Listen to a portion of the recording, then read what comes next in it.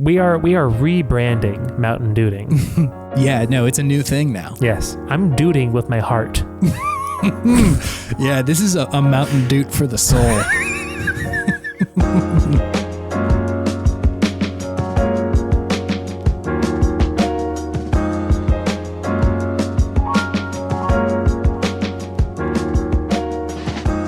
Welcome to Video Game Podtimism. It's the Podtimists video game variety show where two best friends talk about the wonderful world of gaming.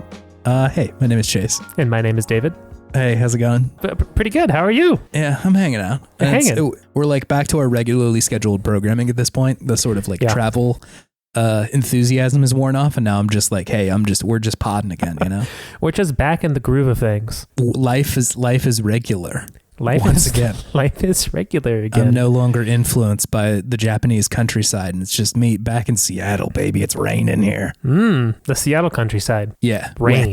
Wet outside. Wet. I mean, I have been playing a lot of video games, so like that's cool, you know? Mm-hmm. I'm sure I've mentioned this before, but whenever it's sunny outside in Seattle, there's just like a mania that overcomes the whole city. You have to because everyone's like, we have so few of these, we all need to make it count. Mm-hmm. And so like, until it's like summer and we're sort of awash with those days, the like one here and there, it's like if you even think about trying to get a beer, like someone comes to your door and says like, I'm sorry, you don't have time to get in line yet to do that. Mm-hmm. Like you simply will not have enough time to do it. Yeah. Yeah. So maybe it's for the best that we're not fully in summer mode yet. So you're just have an excuse to game every day, essentially, is what you're telling me. Yeah. Those are my gamer excuses. That's my Mega Man excuses. Those are my Sonic excuses, you know? Your Mega Man X excuses? My Mega Man excuses. I should play Mega Man X game. That game is really good. That's a very good video game. You don't need to give me an excuse to play that game. Just play it. Yeah, maybe I should. It's good as hell. Live it up. Hey. Yes. What you been playing? I'm interested. I feel like you beat a bunch of games last week. I did beat a fair number of games last week. Yeah. This is true. Where are you at? Really over like the last 3 weeks before then. But right now, I'm still playing Dave the Diver. Yeah. What? How you doing there? How's the fish running? The fish are good. I wish that it was more fish. I really enjoy the game, but now it's just like almost comical how they just keep on adding new things. Yes, yeah. And it gets pretty wild. It's a very even flow of bringing new game mechanics. And now I'm just like, okay, is this game too big? Like, is there too much to do in this game now? Because I really enjoyed the first 5 or so hours where it was just like, okay, get in the water, shoot some fish, make some sushi, make some money, and get better at diving, right? Mm-hmm. I thought that was a really fun game loop. And now there's so many things that are pulling me away from that. And it seems like a silly problem to have with a game. Mm-hmm. I don't know if it needed all of this that's going on here. Sure. Like the puzzles don't do much for me personally. Underwater zombies, fun for a bit, but also like I didn't want or need that from this game. Sure. So I find myself wanting to just like vibe with the game, and the game doesn't want me to just vibe. It really wants me to like push myself and do different things. Yeah. And I think that's fun to an extent, but I just feel like it's pulling me away from the fish. I just want to fish, man. I just want to be a diver, man. I want to be Dave the Diver. One other thing I want to say about the game is that I have weird feelings on how they kind of treat Dave the character, at least in the beginning of the game. Yes, yeah. Definitely a lot of like fat jokes. Yeah. Which doesn't feel great. But at the same time, the game definitely does not like represent him as being incompetent. He's like probably one of the most competent people around there. Mm-hmm. In fact, maybe one of the only confident people. Yeah, exactly, right? Maybe besides Bancho. Him and the sushi chef are like the only two people who know what they're doing. Yeah, consistently. Mm-hmm. So I don't know. It feels strange, especially since it's a game that's made by a company outside of the US, poking fun at like fat Americans. It kind of feels in poor taste in that regard. Sure, yeah. But once again, it does feel like he still is shown as being a capable person. So maybe they're just like pointing out. I'm trying to find excuses for them, I guess now. Sure. Pointing out like how that is just experienced by people, which is true, right? It is just kind of something that people always want to just talk to you about when you are overweight. So yeah, I don't know. I kind of want to see how the rest of the game shakes out, if they address that anymore, or if it was just kind of like a couple snide jokes in the beginning and they don't really mention it again since then. Mm-hmm. Yeah, I feel like when I talked about this last year, that was something that also like brought up because it felt very bizarre. Not like, that I've never seen a fat joke in a show or a game or something like that before. But I totally agree with you that I was feeling the same thing of like, it seems like the game doesn't agree with this. Like again, Dave is like one of the few people who are like pretty kind and like will help people and doesn't seem to have a lot of like animosity to him. No. But yes, like a lot of the like sort of not antagonists, but people who are just like kind of shit talkers will usually throw a fat joke in there. Yeah. It's just bizarre. It feels, kind of like mean spirited for no reason, It's bizarre. Yeah. And especially because like they do that in the first, 2 to 3 hours of the game. And that doesn't really happen again after that. So yeah, I want to see how that plays out, but it just feels at the very least unnecessary. Like it did not have to be in the game at all. Whether or not they're trying to say something about it, I think is irrelevant because whatever they're saying, they're not really saying it with their chest as you tend to say, right? Sure. They're not making it known that they're criticizing this explicitly. And it feels like I'm trying to look for excuses for why they're doing this. And that I don't like being in that position as a gamer. I just want to play the game, Yeah. So I think I'm still having a lot of fun with the game. Don't get me wrong. And I do kind of like the deep lore that is happening with the sea people. I think that part of that addition to the game is fun, but it's just getting a little bit bigger than I wanted it to be. Like, and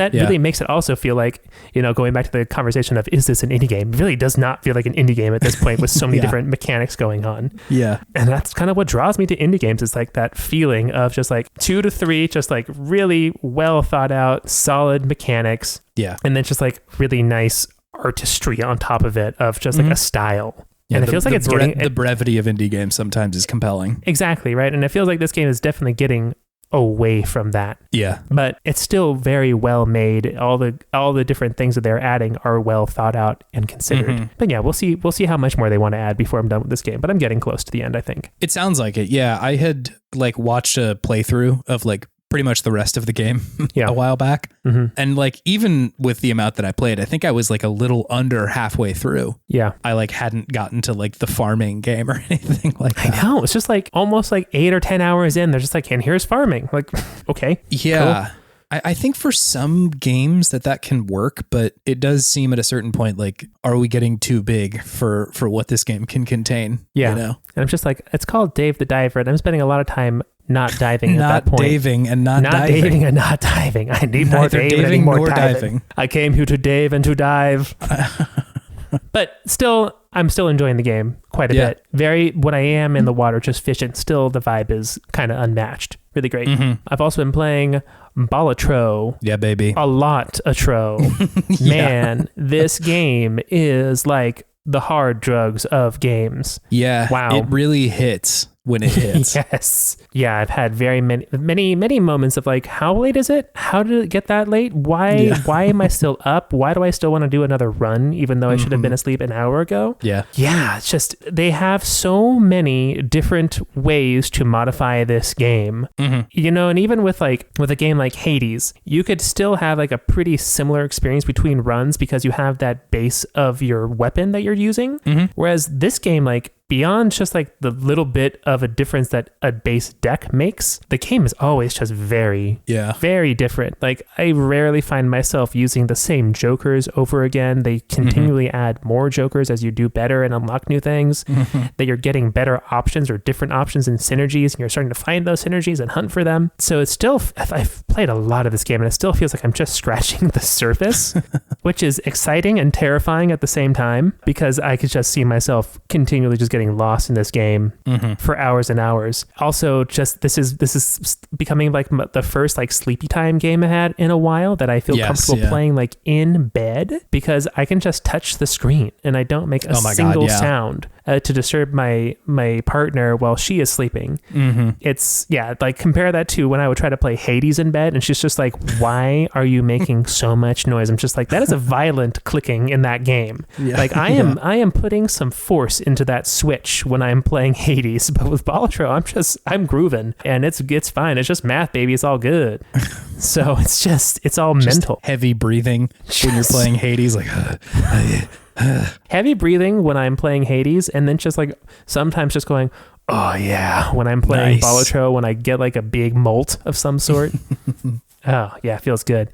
Yeah. And I just one other thing about Balatro, I really love the flames that will start coming over the chip and molt scores when you do like a really big one. Always makes it feel so nice when you get some flames going. Oh yeah, just love that. Love that little, just a little bit of visual flair. It's so great. Yeah, it's such a small thing to add, but like cluing you into like, you've already cleared the ante in just this hand that you've got. Because like there's a lot of ways you could represent that visually, and like just putting flames on the screen is very fun. I think that's very cool. Yeah. And I really like how they made the flames the same color, the little box, and like made the box just like go up with the flames, like the outside of the box. Yeah. So it makes it seem like, once again, a very unobtrusive game sensory wise in that regard. Like it's still trying to really make sure you're paying attention to like the numbers as the important thing, and just all this other extra stuff. It just feels like I said, just like extra. It's just nice to have. It's good. It's a really good game. I'm really enjoying it. It's phenomenal. I'm still playing this a lot. Like I'm playing it every day, essentially. Yeah, I think I was deep into a run and I saw that you turned on your Switch and started playing Balatro. I'm just like, yes, welcome, sir. Join me, welcome. Welcome to the den. Welcome to the den. So yeah, great game. Can't say enough about it, but honestly, there's not much to say about it besides other than math poker is fun. Poker and math is fun, baby. Mathematical. Let's do it. Yeah. It's sort of wild that they were able to do it. It's like, it's such a hard idea when I'm trying to think about like, you know, GOTY, because I'm always kind of got my eye on the ball for game of the year and stuff like that. And like, that's hard to not say that this is one of the best games of the year, if not the best, despite the fact like it's just a like mechanics only game, you know, like it's not that wild of something that's going on here, but like, God damn, it is really, really good. It's refreshing though. It almost reminds me of Tetris in a way. Yes, no, absolutely. Where it is like, I have understood how to play the base version of this game the whole time that I have like played it. From the moment I put my hands on it, I'm like, I know what to do, but just like experiencing that and pushing that as far as it'll go is like, I like that. That's good. Yeah. There's a complexity to it that is very rewarding, and the flow you can get from that. It's really nice. Really nice. Absolutely. Yeah. Also started playing Armored Core 6. Oh, hell yeah. All right. I've also got some mech shit to talk about here in a second. I'm excited for it. I have never played any Armored Core games. Sure. Yeah. I've always felt like I've wanted to enjoy mech games more than I ever have. And there have been some mech games we've played like on the pod recently, like the Mech Warriors 5. I thought was really fun. But they've never quite given me that experience that like I kind of envisioned with a mech game, and I feel like this game is trying to give me that. Yes, yeah. It's not a slow plotting machine. It's not like a bunch of dense, deep mechanics. There are some like very customizable parts that you can do. You can do like all the different color schemes on your mech, which is cool. But really, I feel like this game just wants you to feel and look cool. Yes, yeah. And to feel more powerful than you do in other FromSoft games. Like there's definitely still challenge. Yes, but it is not anywhere. It is not anywhere near as challenging as like, at least from what I've played so far. I've only really played like the first level or two. It's not as hard as like, I don't know, a Dark Souls or anything like that, right? I think that there's bosses that end up being like on par with Dark Souls, but I'd say like the average level is not nearly as hard. Like any enemy in Dark Souls can kick your ass, whereas like you're usually overpowering the kind of like chaff, the smaller guys. Yeah, the smaller guys. Like you're probably not going to get taken down by them very easily, but some of the bosses are pretty challenging, which is nice. Like I'm totally cool with that balance. No, that's great. Curious to see what those are in the future. Yeah. But yeah, I'm really enjoying this game. I just love how the movement feels. Especially when it's like you're boosting on the ground and you're just kind of like skating, but not with ice physics like in other games, but just like jet physics, which is a lot of fun. You just feel like you have such good control over this giant mechanical machine of destruction. And when you get going, really well and you're just zooming around, just blasting people and not taking a single hit, you feel very good about that. It feels really nice. And I think they nail that. And just the visuals are really good and give you a lot of great feedback on when you do well. Just like very beautiful, like explosion graphics, I guess. Physics. I don't know what it would be. Yeah. Particle physics. We'll say that. Like that. Something like that. It looked good when it blew up. And the beam sword is fucking cool. I love the beam sword. A beam sword in any game is great. And this one just feels particularly powerful and cool looking. So I'm very excited to keep on playing this one. It just hits so many spots for me. Like I loved Gundam Wing as a kid. I enjoyed like painting Warhammer 40K figurines as a kid. So just being able to modify my mech as much as I want felt very fun to me. Being able to put decals on it, put a cat decal on it for Bruce, feels good. Feels good, man. So yeah, I feel like they nailed the motion of the game. Yeah, it feels a lot like, you know, that it's heavy and huge, but it doesn't feel like most other mech games where it's like I'm just like moving one step at a time. You know? Yeah, they nailed the weight, but gave you much better movement, which is nice. Yeah, totally. It feels a lot closer to Zone of the Enders in the way that it feels when you're like moving around than like most other mech games, which, you know, I'm obviously a Hideo freak and I think you are too. So like we like Zone of the Enders here. Yeah, that we are pro Zone. Pro Hideo. I've also been playing Resistance Retribution. Oh, this is the one that's like on the PlayStation Collection, right? It is. Was this for PSP? It was. I thought I would continue my console IP on PSP journey. Yes. After Jack the Lost Frontier as well. Yeah, absolutely. How's it landing for you? It's a mixed bag for interesting reasons. I think they've done a good job with feeling of creating a game that feels like Resistance on a portable handheld, right? Yes. Because this is not a first-person shooter, and Resistance: Fall of Man being a trilogy of first-person shooters that was released on the PlayStation 3, made by Insomniac of Ratchet & Clank fame. So it was like a weird steampunky, sci-fi-y reimagining of World War II. If like during World War II, a big like alien invasion happened and like all these people in the 40s had to fight aliens instead of Nazis. Yes, yeah. So I would say that, yeah, they made it a third-person shooter instead of a first-person shooter like it was on consoles. And I think that translates just fine. I don't feel like it doesn't make it feel very different to me in that regard. And I think, thank God it's not a first-person shooter on the PSP, really, because that's just, it's not a good track record. Doesn't work. Doesn't work without the second analog stick. They wanted to make it work so bad. Yeah. Like,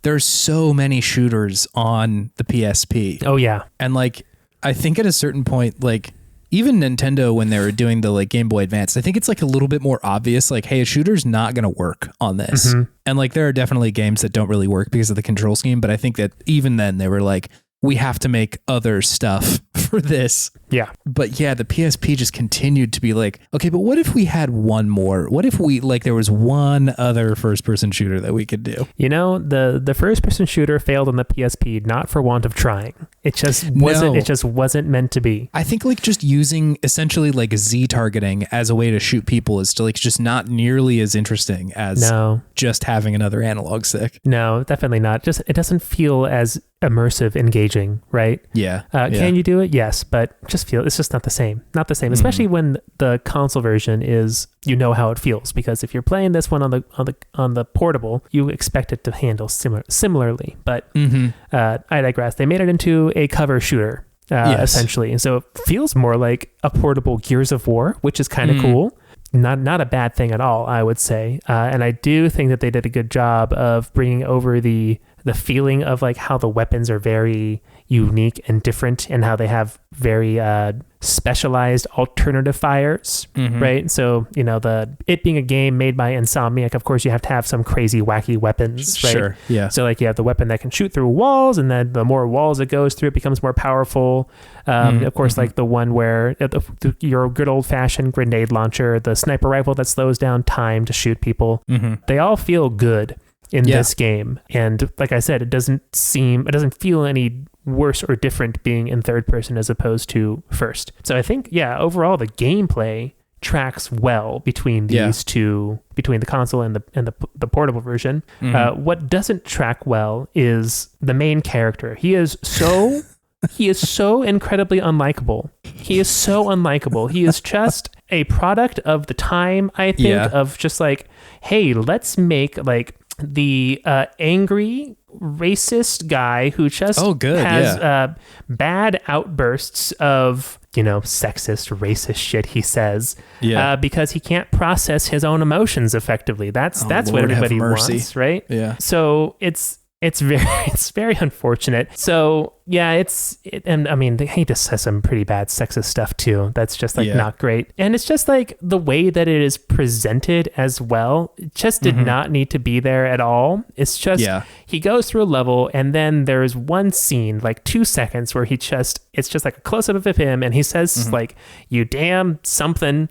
And you're just like, why was that even? Why did was we this need here? That? Yeah. Why did we need that specific type of characterization for this guy, who's just this angry like ex-incarcerated British man? You know, now that I think about it, it really is similar to Gears of War because he is in jail in the beginning of the game. So yeah, that part was really unfortunate because I'm like, hey, they could have had something cooking with this game, but then they decided to just go a very generic route and just, you know, looking back on a kind of problematic route with this main character. And, you know, I'd be curious to see if the character changes throughout the story, but like, I don't care that much at this point. Don't care to give him a redemption arc. I don't. I'm just like, maybe they do, but if they do, it's probably going to be half-baked because once again, just a product of the time. I'm not expecting anything revolutionary from the storytelling of a PSP game circa 2010, 2009, something like that. It's so strange. That's such a strange decision for a main character. Yeah, it was. They have like some asides in the game, like the narrator is, I think, one of the women who's like a star in like the actual console version of the games, and she makes like a lot of excuses for him. Yeah. And saying like, oh, I just didn't understand him at first. And then it cuts to him saying like some very racist stuff. I'm just like, cool. Why do we need this? Yeah. Why do we need like this? Contrast to Dave the Diver. It seems like the game maybe thinks that this is okay in some way. Yeah. Like it's defending him a little bit, despite the fact, like, I'm sure as an audience, we're supposed to realize that that's maybe not that tight. Yeah. But like, if the people in the game are like, yeah, but he's got a heart of gold, like it is kind of excusing some of the behavior, you know? Yeah, because I mean, the game starts off with his brother. He has to like shoot his brother essentially because he's turning into one of the aliens. Yeah, yeah. And I think that's the game's excuse for why he acts this way. Yeah. Even though it's literally like almost an extinction event for humanity and like everybody has lost family in some traumatic way, but he's still the only one who's acting like this. Yeah. So that just doesn't hold water. So it's a strange experience. This came out in like 2009 or something, right? Yeah, it was 2009. Near the tail end of the PSP. Yeah, I think so. Like I feel like the Vita wasn't quite there yet, but it was like on its way. God, so bizarre. I mean, this era is rife with just like problematic, weird shit. I feel like the kind of like edgy comedy was like in full swing at this point. And so I wonder if they were trying to like make it funny or like make him just like a goofy dude. I don't think it's supposed to be funny. Yeah. It's very much like he's part of the angry jackass because he can't handle or express his sadness club. Yes, yeah, for sure. Like that's his thing in this game. And that's just hard to see. Yeah, it really takes you out of it. Yeah. Yeah. So strange because I don't remember like any of the other games dealing with that at all. No. You know, like I think maybe it's a response to that because like the other games main characters were very boring, like super generic. Yeah, which like I would take that over this. I know. You know? So maybe they're just like, well, if you wanted a boring guy, here, people have this guy instead. You can't say he's boring. No, certainly not. Because yeah, like I don't know, like there's probably a story to be told there, right? About like needing to come together with every human and like that forming a bond with everybody, right? Yeah. But like it is sort of a bummer to to have the starting place be a real shithead, you know? And yeah, like the base, the vanilla Resistance games are pretty much just about the aliens, you know? Like it's mostly games about aliens in like the most science fiction approach there. Absolutely. So like, yeah, it does seem like somebody in the writing room was firing from the hip with this one.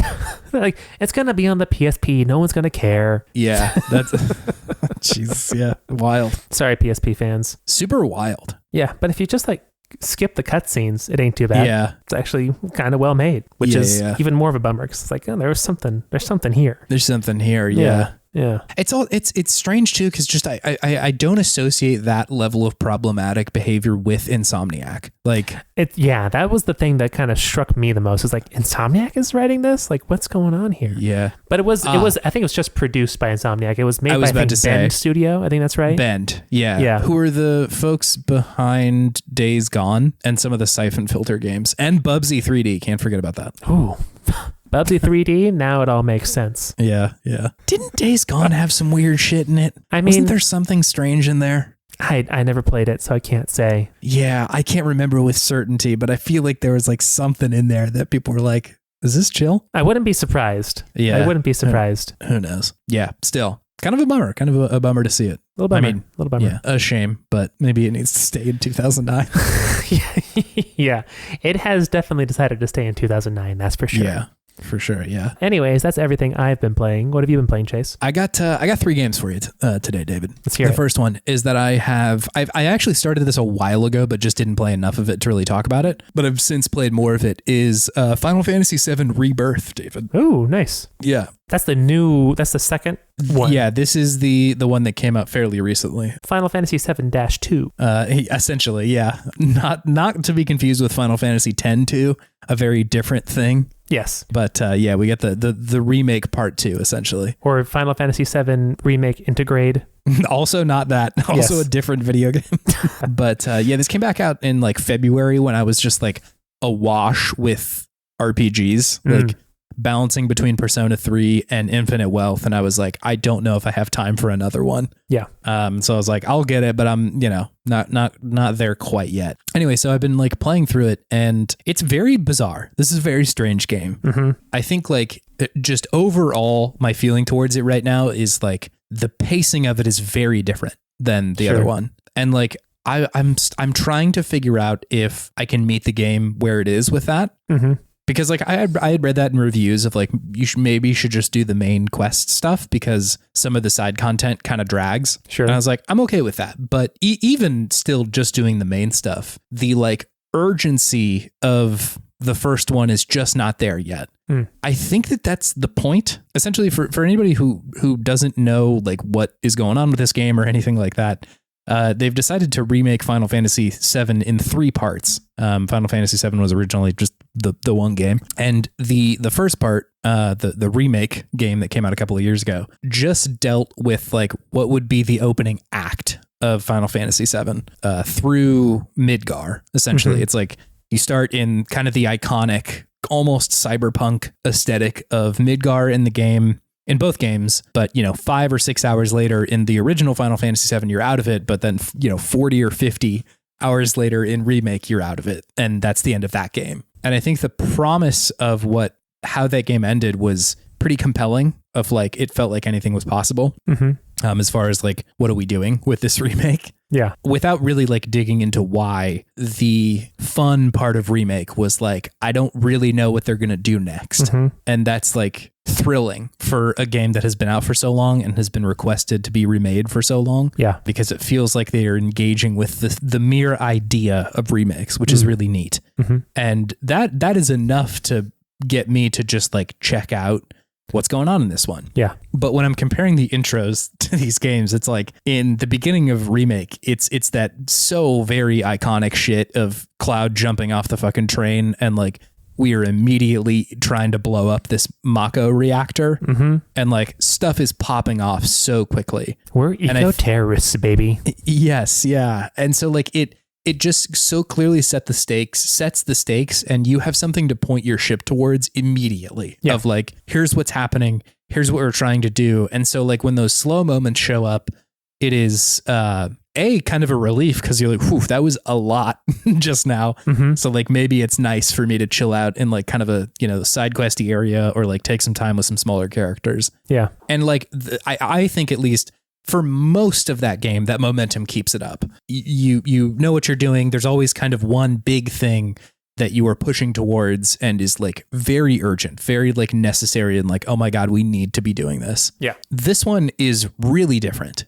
It starts, you're in this town called Calm, and Cloud is essentially recounting when he first joined I'm not even sure if it's when he first joined, but on a mission with the Soldier program, which is where he met Sephiroth. Sure. And it's their mission, essentially checking out this Mako reactor near the town that Tifa grew up in. And so did Cloud. Like he also grew up there. And so the first like probably hour and a half, 2 hours is walking you through that scenario. Yeah. And like the beats of it, the rhythm of it is just, it's very plodding. It's very slow. Sure. To the point where, at the end of it, you're just like limping through town, like literally limping. And it's one of those things where it's like, you can't run or sprint. You're just barely moving along. It's not the same thing, but do you remember at the end of like Metal Gear Solid 4 where you're just like hobbling down a hallway? Yeah.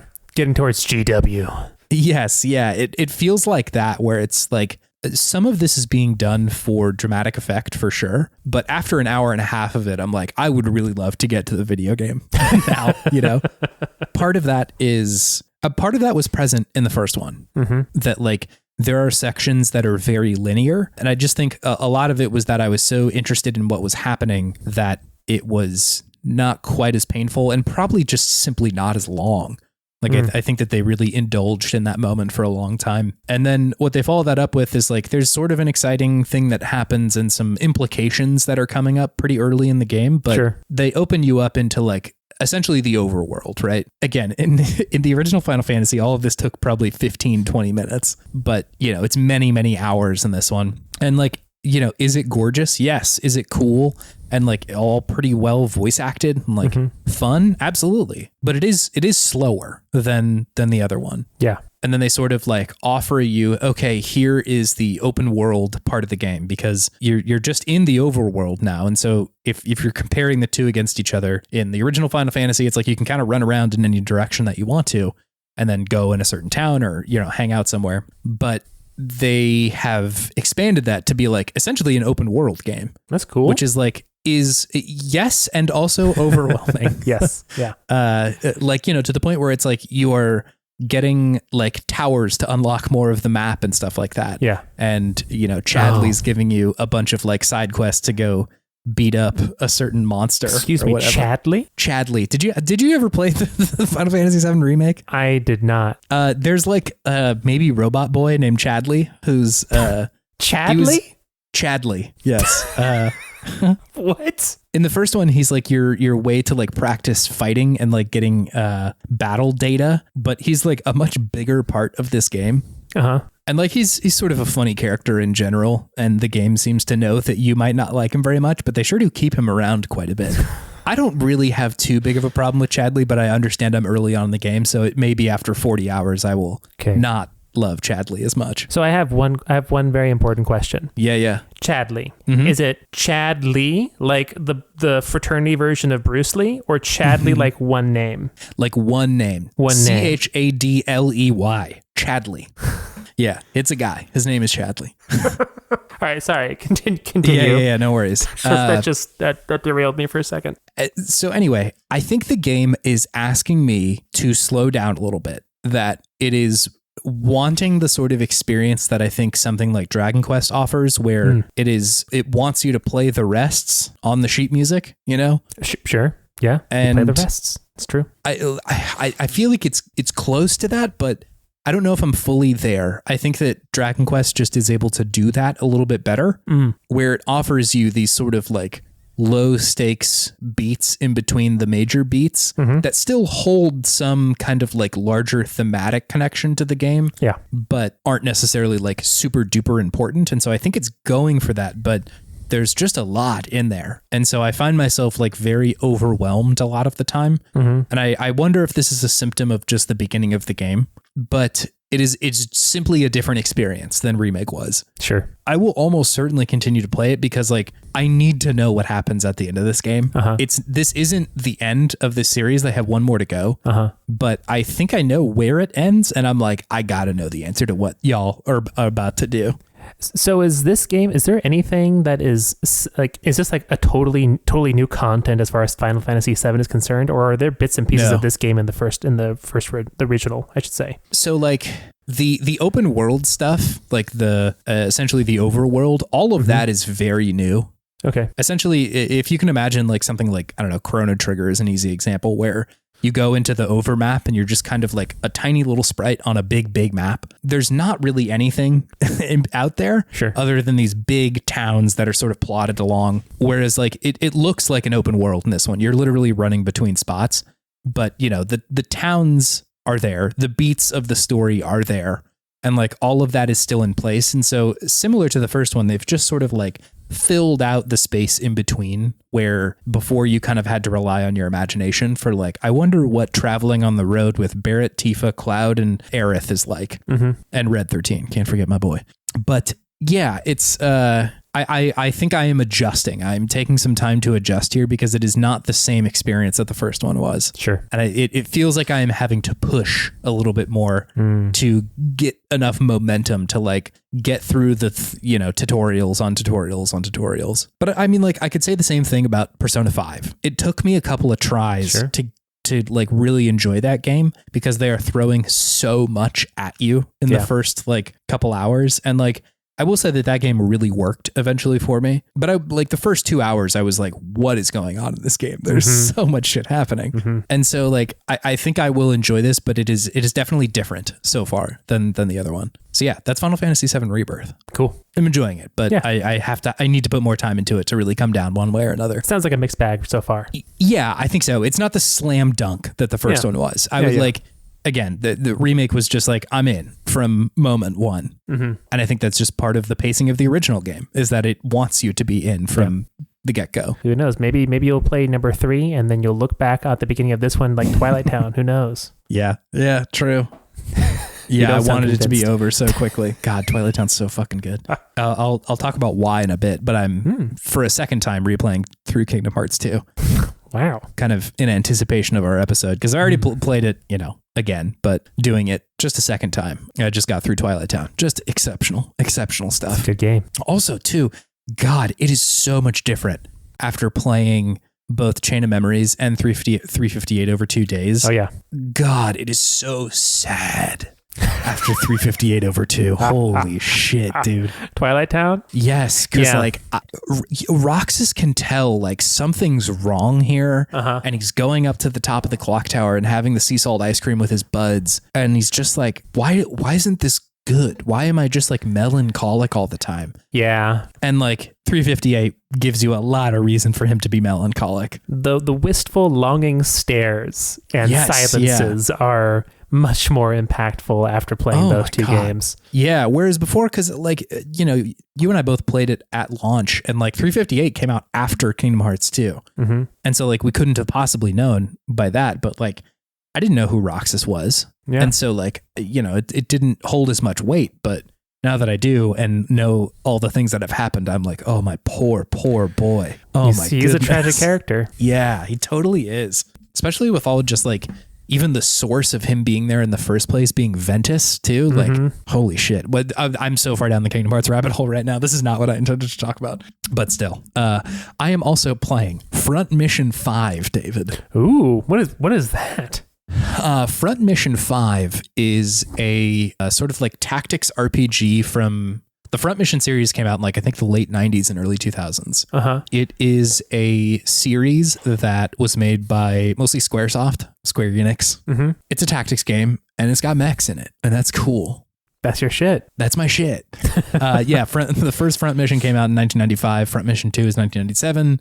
Front Mission 3, 99, and then Front Mission 4, which is the one that I have actually played before, was 2003, and then Front Mission 5, Scars of the War, came out in 2005. What a subtitle. Really back to back with these games. They were really slamming them out there.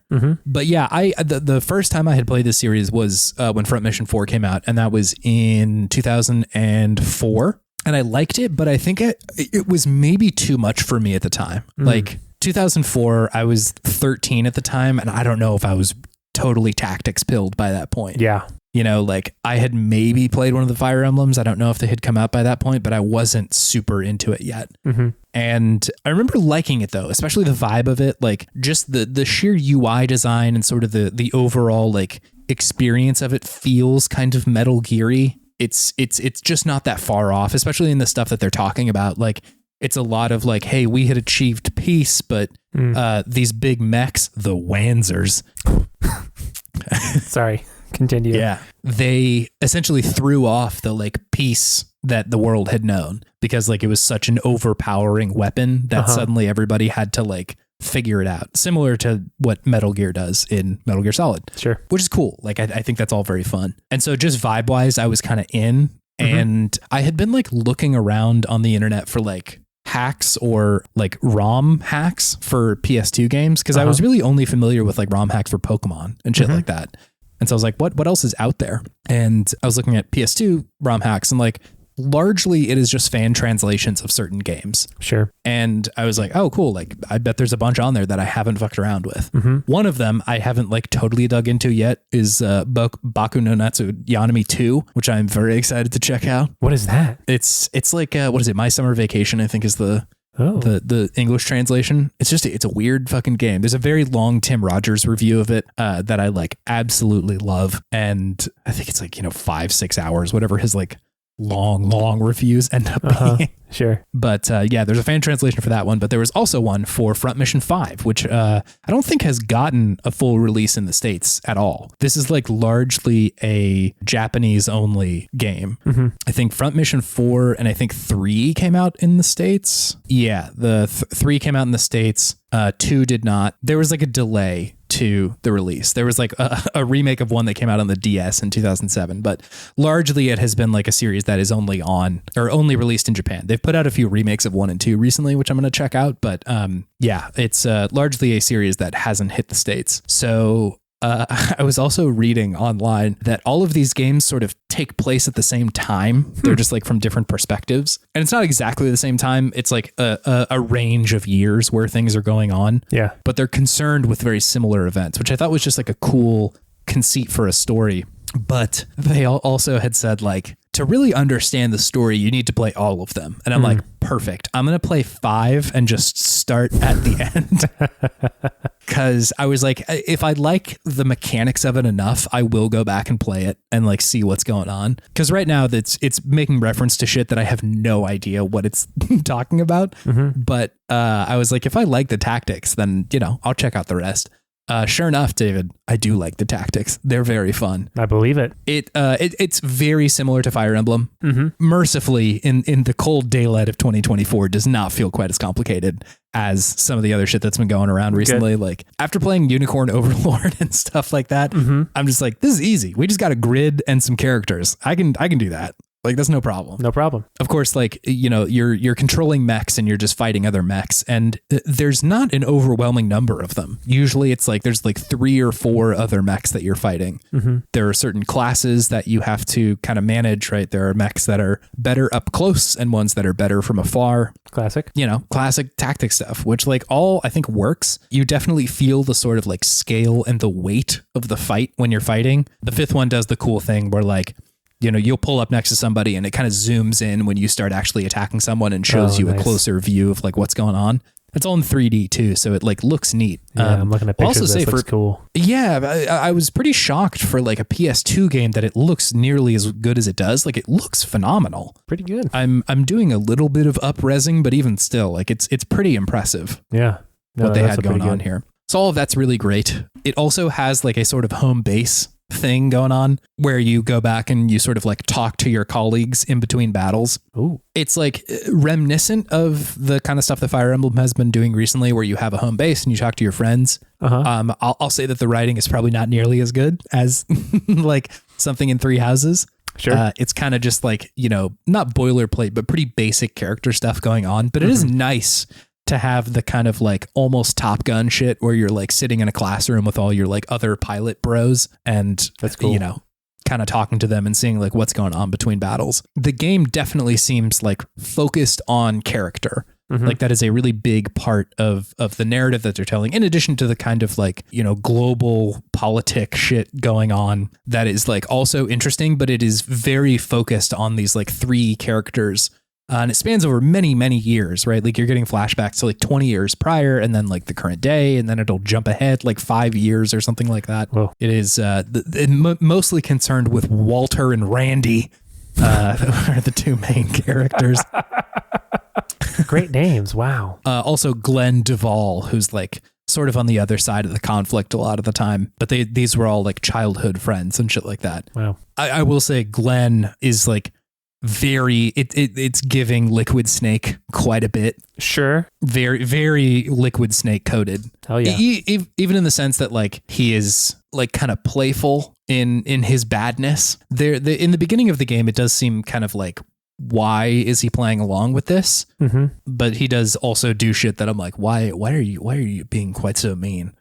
But yeah, it's really interesting. I'm not going to say that these are like the best written characters I've ever seen, but it is showing me something that I don't know that I got a lot of on PS2. So yeah, I think that's all really good. It's definitely hitting on the kind of thematic shit that you'll see in other mecha shows and movies, right? Like there's definitely the Mobile Suit Gundam stuff of like putting kids who are way too young in these things and sort of like having them come to grips with the actions that they're doing. Sure. Also, you know, the Neon Genesis Evangelion, probably not as like heavy as that all the time, but just like the fact that the people clearly are not like, I love being inside the mech, you know, like that's not the relationship they have with this. And yeah, just sort of like the drama of an anime almost is definitely present here. So I think like I'm having a great time with it. It is definitely like slower in a sense than, you know, Fire Emblem. Like it takes many turns to take down another mech.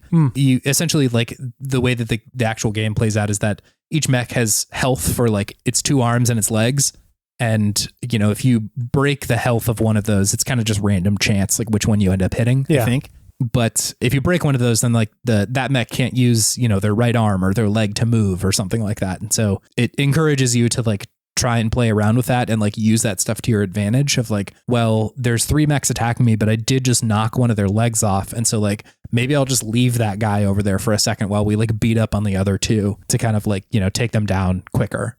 So I think that all that stuff is like very fun and very cool. And also like, I don't think you would want a game to be able to crush a mech super quick. It would feel weird. No, yeah, like in a tactics game, I should say, it feels good when you're overpowering them in Armored Core, and it's like, I kick that tiny little mech's ass. But like in a big one where you're supposed to feel like there's only 3 people on the field, like defeating one of them should feel like, wow, that is a big turn in the tide of this fight right now. Yeah. And it is. So like that's all very good. So yeah, I'm really enjoying this. I also like, after having played some of this, picked up the Front Mission 1 remake on Switch. And so I'm like, I think I'm just going to go back and start playing these. Cool.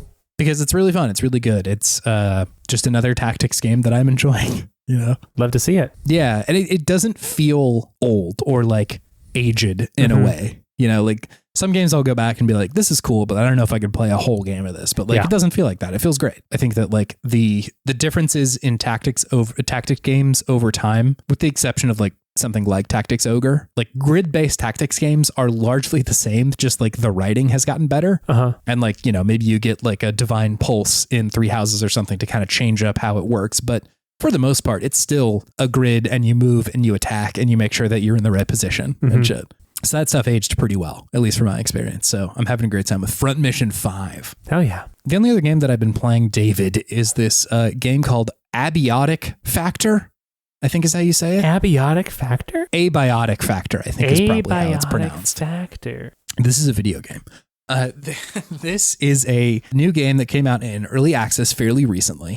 And it is, despite what you might see on the video game, it is a survival game. This was made by Deep Field Games, and it was published by PlayStack, who's like kind of on a bit of a heater right now. PlayStack was also PlayStack was also the publisher of Balatro and Case of the Golden Idol last year too, which like I know received a lot of critical acclaim. And like this one is also being pretty well received, at least on the internet. So just like groundwork, survival games are almost always you are dropped into a forest or something and you need to punch trees to make a house, to make a spear, to make sure that you can like survive, right? Like that is almost always the arc for those games. Yeah. And I think the ones like that stand out to me are the ones that buck that trend just a little bit.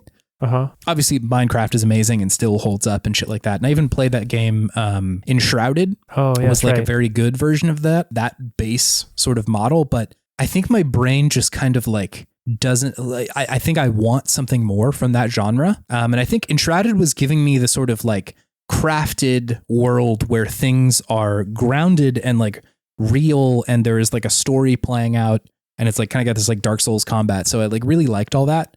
But like, you know, Subnautica is still one of the games that I'm like, that shit was so good, right? Like I still really, really love playing those games, or that game specifically. And so when I heard what the pitch was for Abiotic Factor, I was like, I think I want to check that out because you are not in nature. You show up to a like science facility pretty much out of Half-Life. I think they are very much trying to kind of emulate both the visual style and the vibe of that. Sure. And things have just totally fallen to shit. And it seems like you're maybe also stuck in this place. Again, it's very similar to Half-Life where like there are portals and weird little creatures have like popped out of them. Cool. The science facility is like breaking. You run into people from time to time. And so it's not like it's totally barren of life, but you know, there are quite a few people who have like died or, you know, are not at their post or like machinery is broken. Because like the place has just fallen to shit. It's not exactly the same thing, but kind of in a similar way to Control, where like you show up and like things have fallen apart already. Sure, yeah. I think and in a similar way, like it's very much like about science in like the ways that like weird, almost like magical occult shit is going on in here. You know, I guess maybe Lovecraftian in a way where it's just like science has stumbled onto something that they maybe shouldn't have. Stumbled onto a Cthulhu? Yeah, maybe found a Cthulhu in the ground. I don't think that is this, but like in a similar vein of just like we've discovered something bad. And so, yeah, all of that to say like it is that, but it is also a survival game in that you show up and rather than like punching a tree for wood, it's like you'll show up and be like, here are a bunch of computer parts that I have taken apart from this computer. And what can I do with that? Or just like, you know, breaking a filing cabinet to give yourself like scrap plastic or scrap metal. And then on your little like crafting bench, like you can make a bunch of different shit with that. So, you know, your first bit of like chest armor is like a cafeteria tray strapped together with like duct tape and a filing cabinet or something like that. So you're building weird shit out of stuff that's just kind of like laying around, which I find very fun and really keeps me engaged in a way that a lot of these games do not, where like I can sort of make logical leaps a lot of the time when I'm playing survival games of like, well, yeah, I do have to get wood so I can, you know, get a sword or whatever. Whereas like this one is like the stuff that you are building and the stuff that you're building it with is very new to me. Like I haven't played that kind of crafting game before where your parts are plastic and metal and glass and shit like that. And you're getting it from beating up like 90s era CRT like monitors or something like that. And so that alone is just enough. It would have been enough for me to stick around, but they also have this kind of like very cool narrative that is running along the whole time in a very similar way to me to Subnautica, where like in the very beginning of that game and in the very beginning of this game, you are just trying to not die for a little while. It's like, I am hungry and I am wearing no armor. I need to like figure something out because I keep running into these little aliens that are kicking my ass whenever I do. Okay, I found like something that I can build a pipe with. That's a good start. Or like, oh, I built a shield. Okay, that's another good start. And it's also on a day-night cycle. So at nighttime, the power turns off and big mechs that are supposed to come out and defend the facility start wandering around, and they also see you and they're like, hey, you're a bad guy. And so they will start shooting at you. And so you have to like find a safe place in the facility that like maybe you can sleep in. And so then it's like, all right, well, there's a little, you know, cold meter. So I need to worry about like my heat during the colder times of day, or, you know, I need to worry about like barricading a door so that like a monster can't wander in here while I'm sleeping, or any of this sort of stuff. And it all requires you to be crafting, you know, a makeshift bed and a makeshift barricade or a weird little heater and sort of stuff like that. All the while you're having to balance like, you know, there's only a few outlets in this place. So like, where can I even put my heater that I can plug it in somewhere? Oh, also the power goes out, so I need to have some like backup power somewhere. So all of that's true. You're just trying to get a foothold. And then from there, it's like, all right, I've maybe got enough stuff set up to the point where I got some food, got some water. I've got a place where I can go to the bathroom. There's like a pooping mini game, which is very silly, but like funny. Where do I go now? And it's like not open in the way that Subnautica is literally open, where it's like an open ocean, but there are a bunch of different like avenues and areas that you can go into. And it's like, all right, I'm trying to figure out what's going on here and kind of solve the problem. And that's just like so cool. I think that really naturally will drive me through these survival games in a way that having checklist does not, where saying like, here's your goals, but you would never know them if we didn't tell you, right? It's like, I know that I need to figure out a way out of here. And the physical design of the world is pushing me in that direction of like, I know that I've never been upstairs before. Why don't I go check that out and see if I can't survive whatever's up there? And then come back down with some cooler shit or something like that. And so it goes a long way to keep me around in that situation. Cool. There is also a very fun, they have gamified like how you think of a new idea of something to build. It's like you'll have kind of like the inspiration of like, ooh, I bet I could build something with this. And in your inventory, there's like a little grayed out box that if you click, it'll show you like 8 different ingredients and you sort of like drag them down to be like, is this what it's built with? And then you click, think, and your brain will sort of like light up for a second. And if it is, then it'll unlock something new, right? Where this is how I built a heater. It's like, a bit of duct tape, a coil, and some scrap metal or something. And if you figured out what those 3 were, then you click it, you invent it, and then you can go build it. If you didn't, it just sort of like boots you back out. And it's like, hey, you got 2 out of 3 of those right. So figure it out, essentially. It's just like, they didn't need to do that, but it's very fun and it's very like playful. Yeah, I don't think you really get anything bad for not getting it right. It's just like a fun little mini game that I think gamifies you being like a scientist in a fun way, which is, it's neat. I think that's cool. It isn't the same thing, but it reminds me of in Dark Cloud 2, where you have like your camera and you like take pictures of shit and try to combine them into something and be like, ooh, I've got a new invention for a weapon or something like that. It's just cool. I think it's very playful and like fun. It is also co-op, which is always a good call for these survival games. I haven't played it in co-op, so I wonder if that's why I've been getting my ass absolutely kicked, because it's very challenging and these aliens are really kicking my ass. Sure. But yeah, I think this would be very fun in a co-op world because, the same reason why Minecraft is fun. You're all sort of like pitching towards a common goal, and the like threat of nighttime is present. I don't know why that always gets me, but like the fact that the sun is going to set always kind of like heebies my jeebies a little bit in Minecraft. And the same thing happens here where I'm like, oh God, I need shelter. Yeah. Lights up the lizard part of my brain that's Primal like seeing part, the sun. Yeah, I'm seeing the sun go down and I know what that means. I could die soon. Yeah, things might get bad later. I need to find like a hut or something to sit in so I'm not dead by morning. So yeah, like I think it's really wonderful. I'm really enjoying this game. It is like, it took me a second to kind of grok what was going on and like understand what the loop of the game was. But I think once you get through that first sort of hurdle of just getting like kind of a base set up, you can do it really anywhere, but like, there's rooms that definitely seem like this is probably easier to set up a bed in here. Once you get through that hurdle, I think it's clear, like you can see what the game is doing. And I just think it's really good. It's also very funny. It's funny in the same way that Half-Life 1 is funny, where it's like, there's kind of a detachment from reality from these scientists of like, why are you acting so silly in this like otherwise horrifying situation? Which is cool. I think it's all very fun. So yeah, that's abiotic factor. I think abiotics makes the most sense. I think abiotic. Yeah, that seems about right. When you're saying it's abiotic, cool. I'm like, who's Abby? Who Abby though?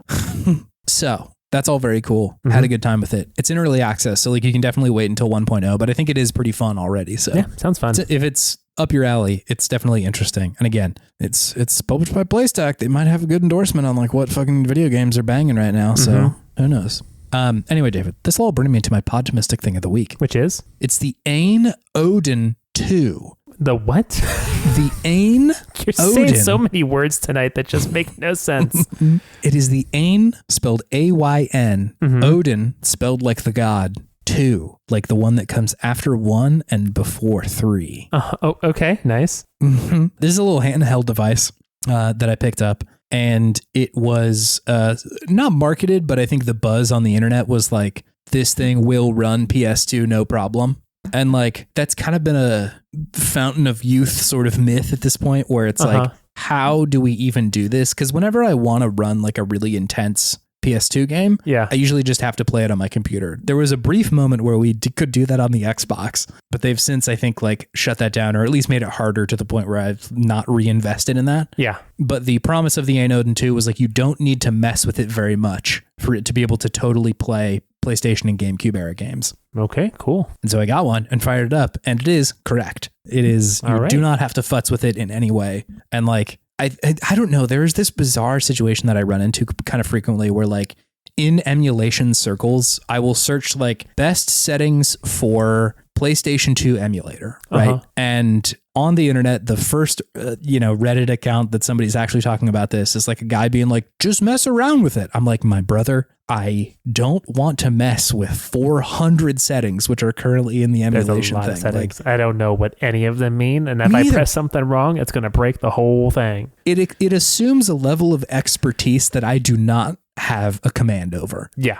Absolutely. Like, I'm not that good at emulation to be able to just like work this out. Like I understand what like upping the resolution is, or like, putting on like VSync or something like that. But other than that, man, I don't know. Like I mostly just want these to run pretty well. That's my hope. I don't even have enough knowledge to make up something that sounds like the correct thing of what I don't even understand is on those settings. Yeah, it's like VSync, or did you set your gyroflops to be on the off position? I don't know. How many gyroflops do I have? Do I need my gyroflops? Do I need them? If I turn gyroflops on along with my V flops, is that going to like cancel each other out and like explode my machine? Do gyroflops interface with G-Sync? Is that a thing? Do I need to worry about that? And I'm sure if you Google gyroflops on Reddit, there'll be like two very conflicting answers. Exactly. One guy being like, if you don't turn on gyroflops, you shouldn't even bother emulating. Yeah. Like, why did you even turn the system on? And somebody being like, that's actually totally outdated information. We stopped needing gyroflops over 2 years ago. And like, guys, I just need to know how to play Jak and Daxter. That's all I need to know right now. Yep. Both answers are just so convincing that they are the correct answer. Yes. I understand why this has happened, but there is definitely a gearhead sort of hacker mentality to a lot of these sub communities. And like, I understand that. And just like the sheer design of RetroArch should be a testament to that, because it is bananas in there. It is crazy. So many settings, nested in menus that have other settings. I get that I'm coming at this from the perspective of probably someone who wants to be a consumer for a product that hasn't really existed yet, right? Like, I think the promise is I would like to just play a game. That is the thing that I want to do. And oftentimes there is a significant amount of setup, even on like the Steam Deck or something like that, which like usually runs pretty well. But I also usually have to like mess with a lot to get it to do what I want it to do. Sure. Like firing up like an N64 game on that thing, it usually doesn't run very well. And so I'm like, okay, what do I need to do? And they're like, all right, you're going to need to download a plugin. I'm like, oh my God, dude, how is this possible? How is this the solution? And so I get that I'm coming from it from a perspective of like, this opinion might not have an answer yet. It might not have someone who has like solved this problem. And the only answer may be solve it through your own sort of like ingenuity with how to, set up different settings and like mess around with stuff. But like when I want to play games, that's kind of not the thing I want to do. There's a joy to setting up a bunch of emulators and looking at like, look at my kingdom and all the light touches and I can play Super Mario Brothers 3 on it. But when I really just want to play Front Mission 5, I don't want to go into settings. I don't want to check out like, are my gyroflops on or not? Yeah. So the Ain Odin 2 just solves that problem. Great. I don't have to mess with it. I turned the rendering up a little bit, just like upped the resolution. That's it. That's all I have had to do. Beautiful. And I've had no issues. Nothing has made it look bad or feel bad or anything like that. And so like, it's just been wonderful to not have to mess with settings at all. I think it's a pretty powerful little device. And so I think that may be the way that they're solving it, is just like, let's throw as much power as we possibly can into it. And like, I will say, on the scale of affordable emulation devices, this one is on the higher end. Like, I sprung a little bit for this. And so like, if you're just looking for something to play Pokemon on, like there are a bunch of devices that are $100 to maybe even $200 less than this that will serve your purposes much better. But like, I was mostly trying to solve the PS2 GameCube problem. This one does that in such a wonderful way. And like, again, just being able to play a game like even Kingdom Hearts, where I want to know what's going on, but just like, I've played this game a bunch before. Can I just like make the cutscenes go a little faster? Sure. You got a fast forward button, baby. You can just play it a little bit quicker than it normally goes. And so for that experience, it is amazing, just simply wonderful. And I'm loving it, as Ronald himself would say. I was about to say, is this a McDonald's plug? This has all been a McDonald's commercial. I'm selling out to Big Fry. I mean, with the prices that they charge nowadays, I would assume that you have to be able to afford it nowadays. You got to get an employee discount, right? A sponsorship. Yeah, no, exactly. It do be kind of expensive to go to McDonald's. I know that's not a fresh take, but like, God damn, it really do be expensive to just get some fries and nugs. Yeah, and it ain't any better than it used to be. It's still the same old Donald's. It's the same shit. Yeah. Mamma mia. Do you have something fueling your sense of optimism, David? Not Ronald McDonald and the big C of capitalism. The big M. The big M. The big MC. Anyways, yes, I do. It's the PlayStation 3. Ooh, wow. That's a good one. It's a good one. I just had to I had to physically bust it out the other day. And there is just something about that big old lad when you break him out.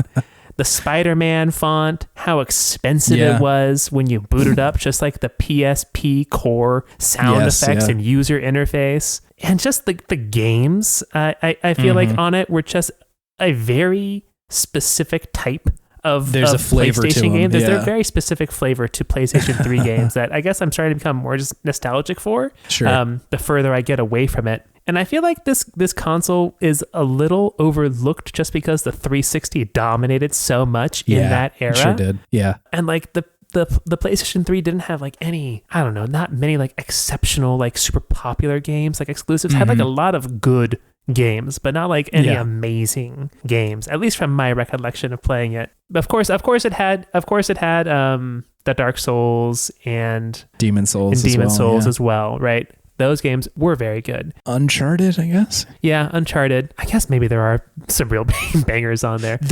There's some bangers, but I think you're right that they're far and few between compared to like how good the 360 was doing at the time. It's like Uncharted and The Last of Us, I guess maybe Little Big Planet, depending on how you feel about that series. I wanted to like Little Big Planet so bad, but I just couldn't get into it. Me too. I just couldn't get into it. I recognize that it's probably a game that people really like, and I have no disagreement with that, but like my experience of it was usually being like, I think I would prefer to play something else. Yeah, absolutely. The whole entire Resistance franchise on there. Like I forgot about that franchise completely until I booted up Resistance Retribution. There was some good stuff in there. It's an interesting setting. So I guess beyond like the very big name games that came out on that one, there is definitely a lot going on there to love about that console that I feel like, at least in my mind, gets overshadowed by just the monolith that was the 360 at that time.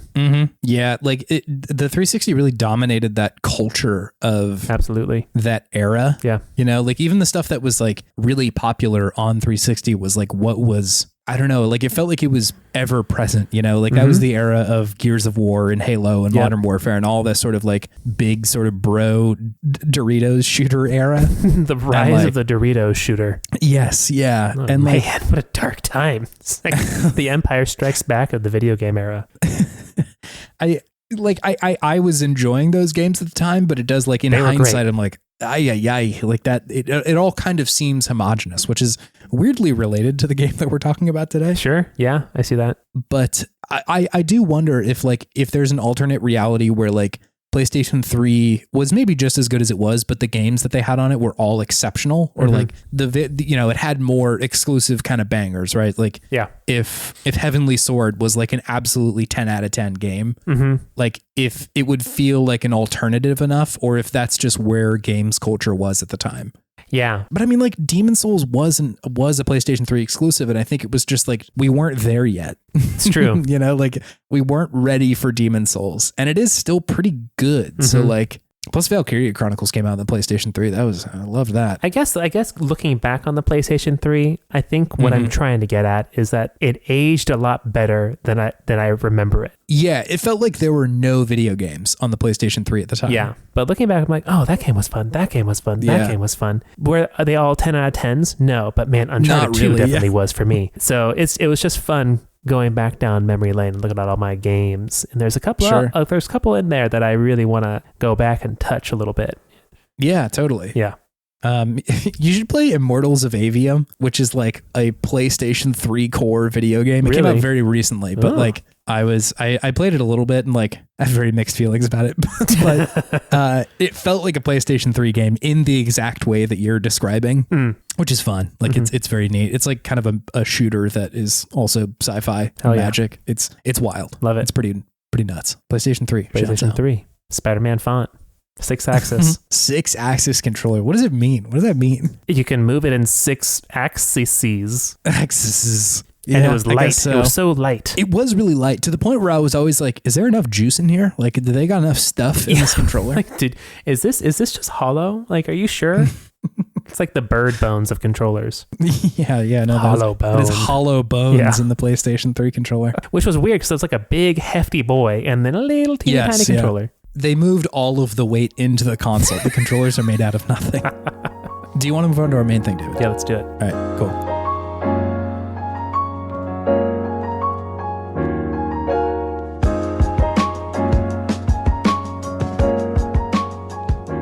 Hey, it's Good Games. It's a segment where we talk about the okayest games of yesteryear, as promised from last episode, where we were like, we normally don't do this, I promise. We don't break promises here on Video Game Podtimism. Sure don't. I don't know that I don't know. Maybe we did. Who knows? I can't promise I've never broken a promise on this podcast. But we got a suggestion from a listener named Sergio who suggested that we play Alpha Protocol. Thank you for suggesting this game, yeah, thank Sergio. you. Were you familiar with this game at all? I had heard of it, but I had never played it, and I really didn't know anything about it. I don't think I had even heard of it, or if I had, I just like my brain had sort of lumped it in with like Modern Warfare era shooter game and just like totally ignored it. Sure. So this was like kind of a new discovery for me. But as you may hear in a moment, there is so much bizarre shit going on in this video game. Yeah. And made from some people that I'm like, oh, how on earth did y'all do this? Speaking of which, why don't I just hit you with the hot stats, David? Please. Hot stats. So Alpha Protocol came out June 1st of 2010, just like core Modern Warfare, Gears of War, Halo. We were just talking about era. It. Yep. Yeah, that the era Dorito of shooter, games. I think, as Chase called it. The Mountain Dooter shooter. Mountain Duty Shooty.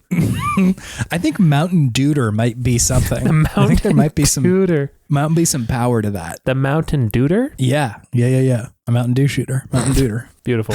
So, core of that era. It was made by Obsidian Entertainment, which was like, that was the jump scare on the Wikipedia article for me. Like, wait, what? Yeah. Some credentials. Because like, you've heard of Obsidian. They have, they made KOTOR 2, The Knights of the Old Republic 2, Fallout New Vegas, Pillars of Eternity, The Outer Worlds, and more recently Pentiment as well, which like some of those err on the side of like action games, but I would all consider those pretty intense RPGs. Yes. And like pretty wild ones at that. Usually a lot of those games are like real heady. You know, like I think KOTOR 2 was firing on a lot of cylinders with like, what even is a Jedi? Is it moral that they even exist? Fallout New Vegas for a lot of people is like the thinking Fallout of like a lot of like philosophy shit going on in there. And, you know, as much as Outer Worlds was like not necessarily the hit that I think they wanted it to be, there was definitely a lot of like RPG stuff happening in there that was pretty interesting. And I like fucking Pentiment too. So much reading going on in Pentiment. So it's definitely a company with a history in the genre. Yes. I'll explain a little bit more about that in a second. But before I get there, I do have a review from Jeux Video, an outlet out of France, who reviewed Alpha Protocol. I took their review, I ran it through Google Translate a number of times, and spat it back out in English, which I'm going to read for you now, David. Let's hear it. The problem with games is mixing these two genres, but the Alpha Protocol always gets an F. On the one hand, players make important decisions through strategy, and on the third hand, they come to the conclusion that the progress of the game does not have free will. It doesn't sound interesting. The wicked know no snare. It's a shame because the good of the story and the balance between craft brings out all the strengths of the RPG Alpha Protocol and influences the mechanics of the game RPG Alpha Protocol. And they gave that a 65 out of 100. Man, Joe Video was really cooking with that one. That was a good one. On one hand, and then on the third hand, I love that. Yeah, where is the second hand, second hand. Who knows? I also love the wicked no snare. It's like no being NWO and then NO. The wicked no snare. That's so good. What? It's so evocative. It's like amazing. It's like the turbo. It's like a turbo Bible verse. Like it's the alternate edgy Bible that nobody talks about, where like God doesn't exist and like the devil's cool as hell. The devil wrote the Bible and he's awesome. This is the Bible devil's version. It's like much edgier. Yeah, he got all of the other songs. God had the recording rights to. So the rights to, yeah, he had to the write rights his own eventually to redo it all. Oh my god! Then release it on Spookify. And this one, the devil's fucking cool, and he has like a sick bolo hat and a bolo tie and like a cool hat that he wears. And he totally gave Drake abs. It was cool. Gave Drake a BBL. Will that be a BAL, Brazilian ab lift? I guess so. Yeah, if that's what we're talking about. Maybe he got the butt too. Maybe he got the butt too. Maybe he got the booty. Can you tell me what this game is, David? I can tell you about this game. This game is a third-person action RPG. I would probably categorize it as. Yeah. Very, I wouldn't say like super different or unique, but I guess what the most unique thing is that the setting is different for an RPG. You know, it's like current events RPG, which is interesting, like trying to deal with geopolitics in trying to be real world. But you take on the role of Mike Thornton, very generic white guy from this time frame, generic character, and you get recruited to this secret clandestine organization called Alpha Protocol, which does spy stuff. In the beginning of the game, it is all about a airliner being shot down and how that creates just a ripple effect of geopolitical crises. Yeah. And of course, you have different skills you can upgrade. You have your stealth, your martial arts, your espionage, like tech tree. You have all the different weapons you can get better at, like pistols or shotguns or assault rifles. And then you just kind of get let loose into this, not really an open world, but like open level setting where you can, tackle the levels in a variety of different ways. But some I think are more effective than others, at least from when I was playing it. So it gives you options about, you can do like more stealthy, you can do it more actiony, you can do it anywhere in between, you can do it more techy, like laying traps for the guards to take them down. So it's trying to kind of give you like a sim experience, right? What is that like? Oh, like Prey. What's that game? What's that style game called? Immersive sim. Immersive sim. I think it aspires to want to be an immersive sim, but it's definitely definitely not there. I would say it's inspired by immersive sims, I would say, but is more action RPG than anything else. Reminds me a little bit of like Siphon Filter. Absolutely. Or like Splinter Cell. Because I think Splinter Cell gets a lot closer with the immersive sim stuff. Absolutely. It's not exactly like perfect, but I feel like there's usually a lot of ways to get something done in like Chaos Theory, the Splinter Cell game. Yeah, it kind of feels like a mixture of Siphon Filter and Splinter Cell with stats. Yes, yeah. The stats half of it is so strange. It feels so bizarre. To have an RPG in this, and like not bad, but just like, whoa, what is going on in this fucking video game? I do wonder, because so in order of games that have released at this point, like Obsidian, as of 2010, they had put out KOTOR 2 and Neverwinter Nights 2. Yeah. I will say both sequels to BioWare games. Yes. And like, I feel like you can feel the translation of someone who like needed to make a game sequel to a BioWare game in Alpha Protocol. Like this one is not a sequel to BioWare game, but you can feel the sort of like the multi-different approach to dialogue and how that affects people and sort of the focus on the shootery aspects, right? Like in some ways this does kind of feel like a Mass Effect game if it was like just on, on Earth and in the like Bourne Identity universe or whatever. Sure. But yeah, the presence of stats is so strange in a way that like it almost feels like how how did we not do this at the time? Like, how is this one of the few games that did this idea? But I think it definitely goes as it is a testament to how focused on doing the same stuff a lot of games of that era were. Yeah. That like so many of them were just like military shooters, and that's like the game, right? Yeah. Say I was kind of into the conceit of this game. Yes. Yeah. I really liked the idea of, like I said, like a current events like geopolitical take on an RPG. And I think like the vibe of that definitely reminded me of the first Deus Ex game that came out when they did like the not remake, but like the continuation of the franchise with Jensen, whatever that guy, Adam Jensen, that's it. Because I really loved how deep like the politicking of that went, and just like the social aspect of it and how there are all these different factions vying for control and what they want. And it really feels like this game was going for something similar, but less sci-fi and more grounded, which I was there for. I really enjoyed that. And especially like in the beginning, they give you like a lot of dialogue in this game. Like yes, I think there's like in the beginning tutorial area where you're in the super clandestine facility, you can turn a TV on, and then there's a terrorist organization leader who's like setting out like a manifesto, and you can listen for like a good 5 minutes straight of like he really does dialogue. talk, He just keeps going. I'm like, man, there is some dialogue in this game. But I think that really just makes it feel very real and considered, and very much paints the world in a certain light, because it does give you all of that background information. Yeah. Makes you feel like, you're very much a part of this bigger world, and it helps with the whole entire conceit of this is a spy organization, right?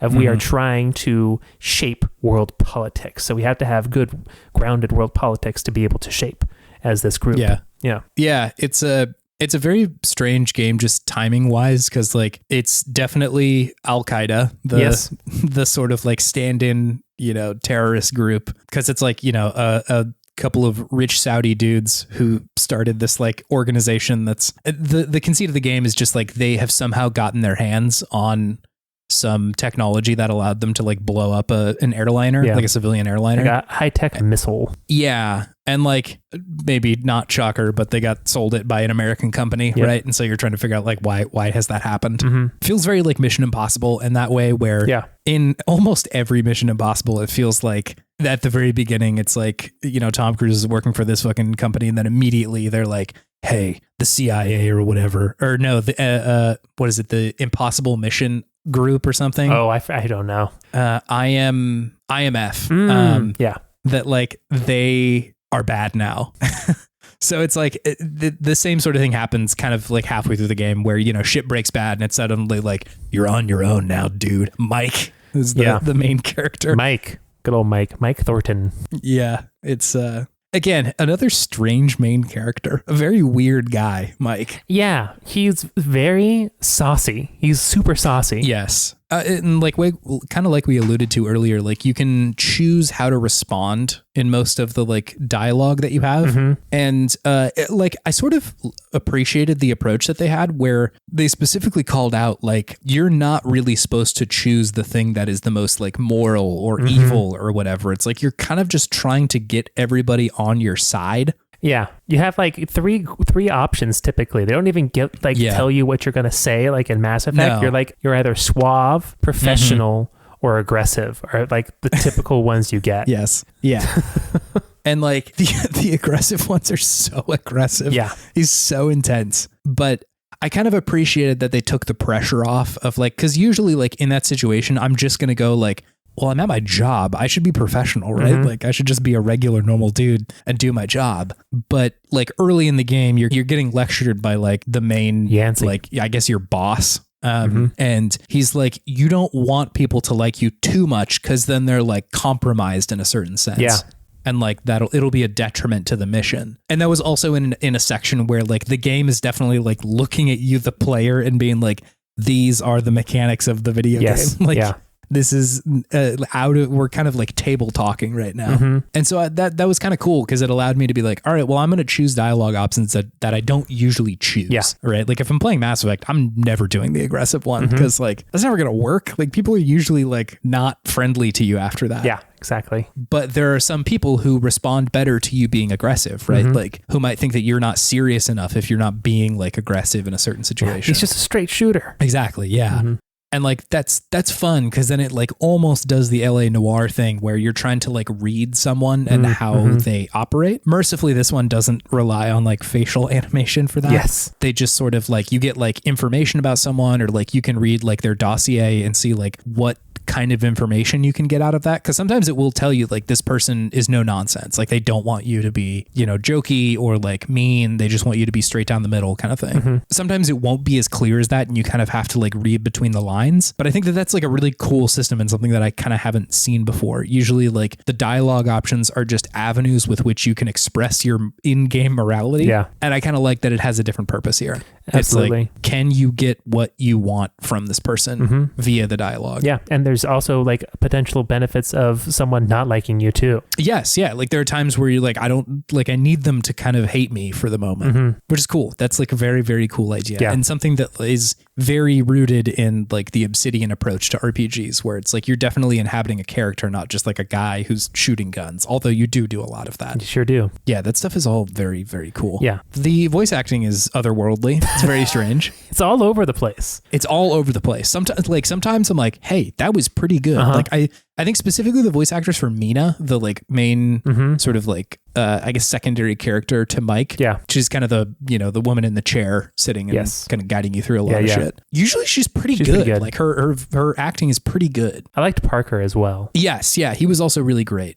But strangely, Mike, the main character, is just sometimes like, why did he say it like that? Yeah. Such a strange approach. I feel like for some reason in a lot of games, the main character gets the weirdest voiced lines. And I don't know why. Yeah. But it seems to be somewhat consistent. Yeah. And like it is weird in a Mass Effect way, which is kind of fun, where like sometimes you'll be playing as Shepard and like, you know, he'll be very mean 1 second and then I need to go at like the very next second or something. Like it's just otherworldly. And that's, I do wonder if it's just a consequence of the voice actor having to like read the same lines 3 different ways all in a row. And like, it's hard to just totally snap into like, I'm a nice guy now. Okay, now I'm a mean guy. Okay, now I'm a professional or something like that. Of like swapping through those lines, I wonder if it's hard to kind of step outside that. Probably. But even still, some of those, the line reads are like, that's weird. That's fun. But again, it's fun in a very 2010 kind of way, where games like this of this era were uneven in exactly that way, which is neat. It's fun. Very PlayStation 3 core, like we were talking about. Absolutely. They're still sprinkling out the AAA of AAA. The third A is still getting built sometimes. Yes. Yeah. It's under construction. Yeah. I think the game is definitely firing on the sort of like Born Identity, Mission Impossible vibe for sure. Because it is like geopolitical shit going on, but it's also like very silly and over the top a lot of the time. You know, like it's believable of like, well, an arms dealer probably would sell to, you know, a splinter cell of some group off in, you know, who knows where that suddenly gets back to America and like, oh shit, we didn't expect them to do this or whatever. Yeah. So that's like, you know, that's within the realm of possibility. But Mike is also a one-man soldier taking down, you know, armies of people. Sure is. Army of One. Yeah, for real. Another PlayStation 3 era fucking core game. Yeah, well, how did you feel about like the stealth and all that sort of stuff, the like action portion of the game? Great question. I feel like this game falls into the stealth trap that a lot of games fall into, which is it was just too hard to understand when I was hidden or when someone was going to see me, and then it just completely aggroes everyone around you, and then it just turns into a shooting gallery, which I'm glad that they allow you to do. Yes, like that's even an option. That to do the stealth or the shooting. To allow that once you inevitably fail the stealth check section to go into the shooting section, and that's like okay. Yeah. But I do feel like the shooting was just so much more effective yes. than the stealth that just gave me no incentive to actually do the stealth, right? And it's just like, why would I even spend any points on any of my stealth checks, and why don't I just put everything into like toughness, like my health and my gun skills, and then just run through these levels no problem. Yeah. So I get that was kind of my issue with it. Like the gunplay is fun enough, right? Yeah. It's not like revolutionary in any way. It's a cover-based shooter, you know, which was popular at the time thanks to Gears of War, right? So it felt good, and they give you some different weapons that are fun to use, but it's, I don't know, I just feel like there's always a part of me that in a stealth game or game that gives me an option of stealth in these environments, I want to try that first. Yes, and then if I feel like I don't understand why I failed at something, or if it feels like a situation almost is designed for me to not be able to do stealth in it, it just kind of frustrates me. Because I guess I want it to be more like an immersive sim in that request, and not request, but that regard. And I guess that's kind of what I was thinking it might go more towards, because it did kind of give me that Deus Ex vibe going into it. Of course, Deus Ex came after this game, but that was just my impression at first. And then to see that it's mostly just like really a shooter with like, hey, you know, try to get through the level stealthy wise, because it'll be somewhat easier, but also just takes a lot longer too. So I just didn't see the incentive for stealth, and I wanted there to be more of that for this game to make it feel like, okay, that's why because otherwise it just becomes like, why am I doing the stealth in the first place if it's just if it's just going to become a shooting gallery at the end. Yeah, I feel like stealth games were in sort of a weird moment in 2010. Like we hadn't there was a lot of experimentation of like, should this be more action oriented? Yeah. And I think you kind of felt that with, you know, where Splinter Cell was going, and like, when did MGS4 come out? 2006 or something? 2008. Yeah. And so like, I think that kind of felt like almost an old way of doing things, with like the amount of stuff that they were letting you see, like the map and, you know, being able to like hack into people and shit like that, all felt like maybe an older version of stealth. Whereas at least to me at the time, it felt like ideally in a stealth game, there should be like almost no UI, and like you should just be able to see like, does this person see me or not? Yeah. And I actually don't think that that's very good. You know, like it takes a really challenging stealth game, or like a really well-made stealth game to make that fun. Yeah.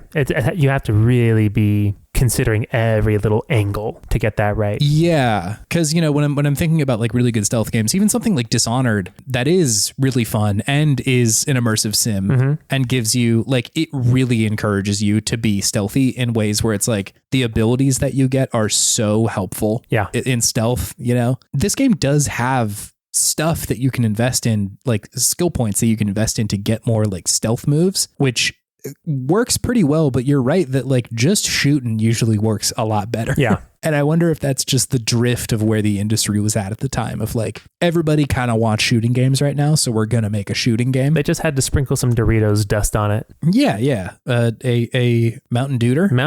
Yeah. Yeah, a Mountain Dooter on top of it. Ooh. I am feeling the power of Mountain Dooter, to be honest. I'm invested in this phrase. Dude it and boot it. Dude it and boot it.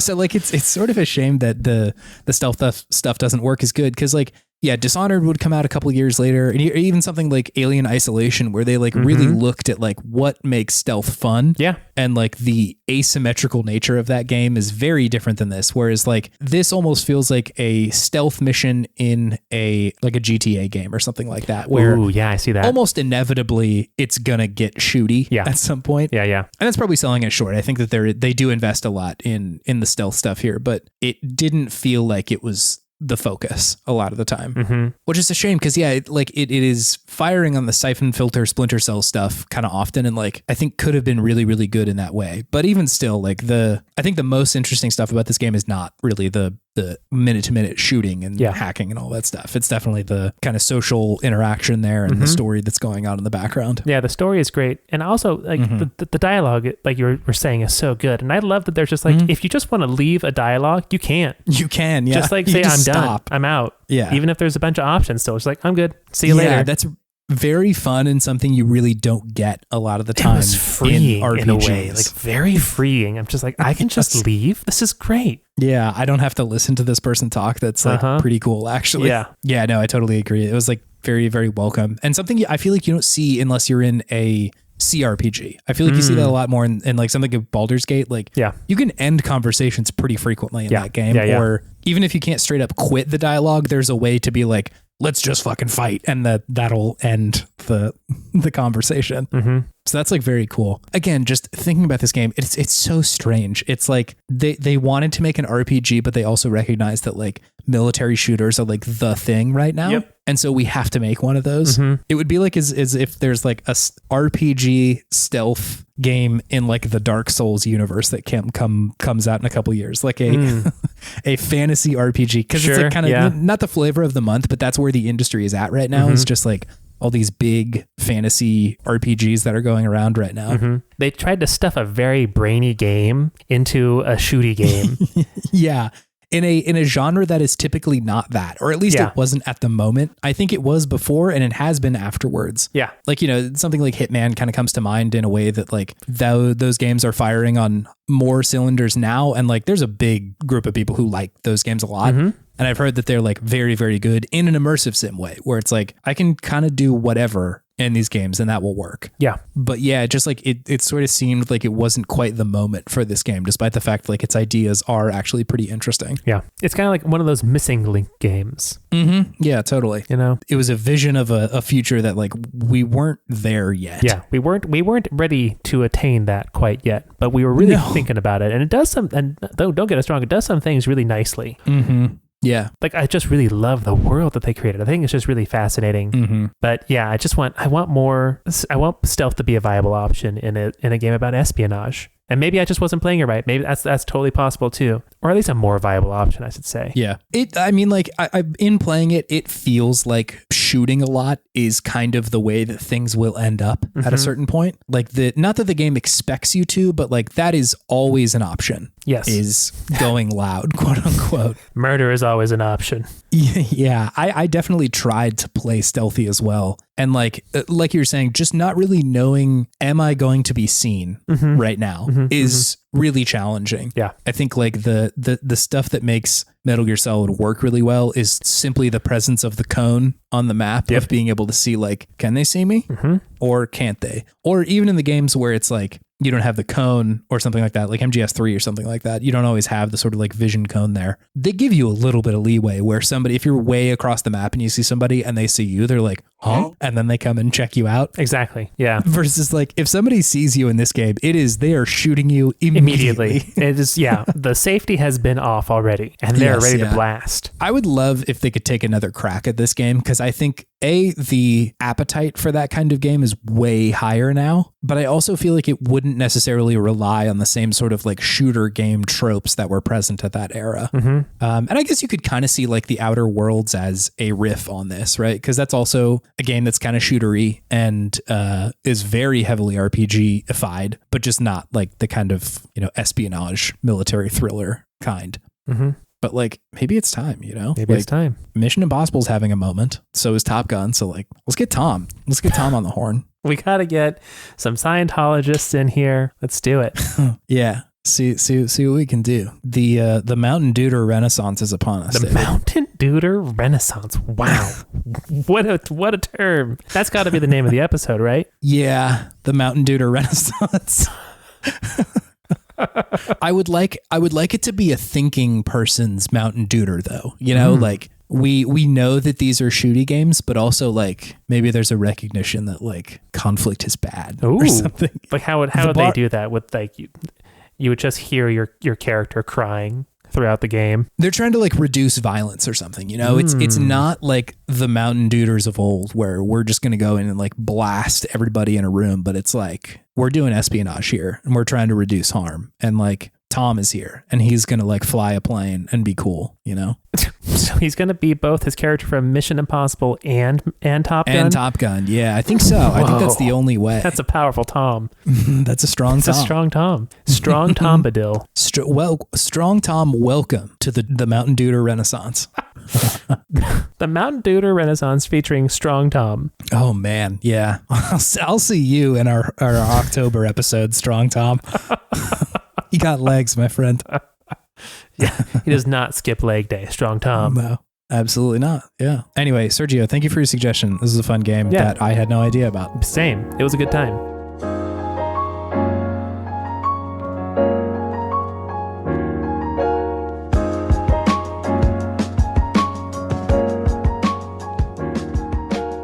If you'd like to interact with the podcast more, you can go to podtimism.com.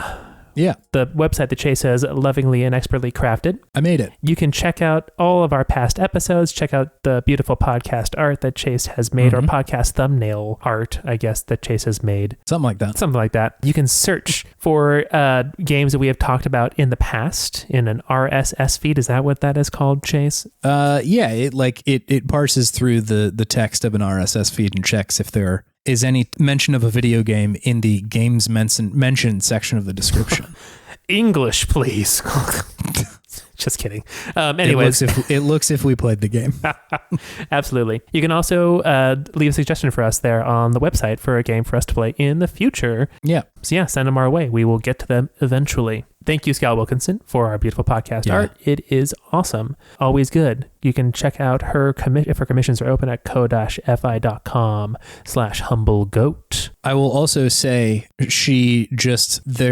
and Jill's podcast Paws and Claws just got added to the the Worst Garbage Network. Yes. Yeah. Very exciting stuff. So congrats. Very excited to have Paws and Claws on the network. The podcast is very good. And it's hosted by Scout, who's cool, and Jill, who's also cool. So give it a look. Two cool people hosting a podcast. What could be better? Yeah. Nothing. That's it. Nothing. That's the height of cool. The height of cool. But I love it. Also, thank you, the Worst Garbage Network, for having us. Yeah. It's great. On our website, you can find a link to the Discord and come and chat. It's a fun time. It's a great time. Yeah. Love to do it. If you really want to help out the podcast, you can leave a review on Apple Podcasts or follow on Spotify. We really appreciate that. Or just spread the word to a friend. That's great too. Yeah, that's great too. And lastly, thank you, listener, for being here. We really appreciate it. It's pretty amazing that people listen to us week in and week out talk about games and talk about silly other jokes and whatnot and just kind of be goobers together. Yeah, it's a fun time. We really enjoy it, and we're glad anybody else does, really. So yeah, thank you. Yeah, thank you so much. Our Kingdom Hearts episodes are always popular, but thanks for everybody who checked it out. It kind of immediately rocketed up to our most listened to, or among our most listened to episodes. So thanks for everybody for checking that one out. Yeah. It was a labor of love. And also thank you, AJ, for coming and hanging out and talking to us. Thanks, AJ. They're great. On that episode. Yeah, they're very good. Yeah. Thanks. Thank you for listening. Thank you. Do you have any video game wisdom for us this week? Two things. One, if we're going to reboot the Mountain Dooter Renaissance, the sort of era, it's got to be better than the last one. We got to do a little bit more thinking. We got to take our best characters that we've had in the last, 10 years or so and take the ones away from the sort of Resistance PSP era. Yeah. We try and, make a new guy, Okay. Yeah. Make a new guy. Just take all the best aspects of the good characters and throw them into one person. Yeah. Or you got some complicated parts that are interesting and compelling, maybe not ones that are actively harmful to certain groups of people and painful to experience. Maybe just has a complicated relationship with his mom or something. There you go. Okay. Something like that. I love it. Doesn't know how to love. Doesn't know how to love and learns to love through shooting. I would say a restricted and responsible amount of shooting. A Mass Effect. There's a lot of shooting in there, but most of the time you're you know what? Fuck the Reapers. I don't like the Reapers very much. Now my concern now is this a Mountain Dooter anymore? This is that is what defines the second era of Mountain Dooting. We are rebranding Mountain Dooting. Yeah, no, it's a new thing now. Yes. I'm dooting with my heart.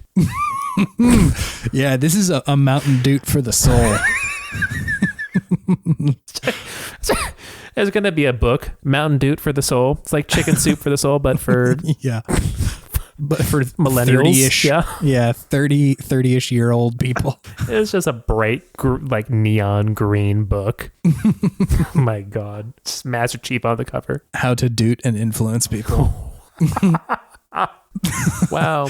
How to doot and influence people.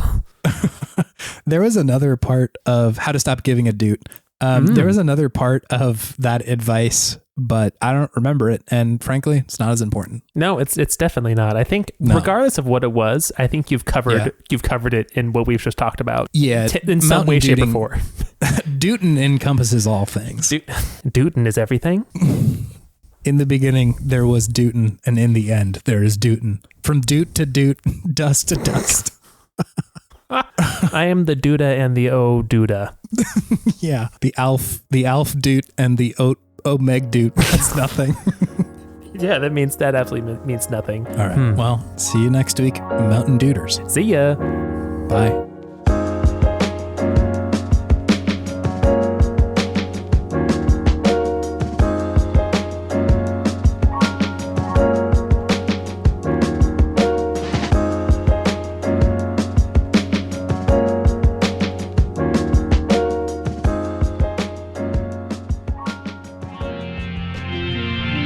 TWG, the worst garbage, online.